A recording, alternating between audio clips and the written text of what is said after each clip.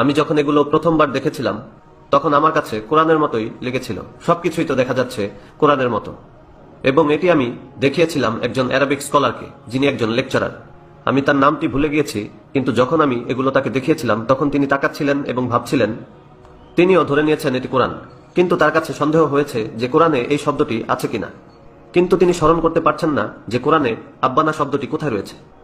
তাই তিনি এই শব্দটি কোরআন থেকে বের করার চেষ্টা করছেন। আব্বা না, আব্বা না, এরকম কিছু কি রয়েছে কোরআনে? তিনি হাফেজ নন, কিন্তু তিনি বলছেন যে এরকম কিছু মনে হচ্ছে না আছে। এরপর আমি তাকে বললাম, এটি কোরআন নয়, এটি হলো পবিত্র বাইবেল।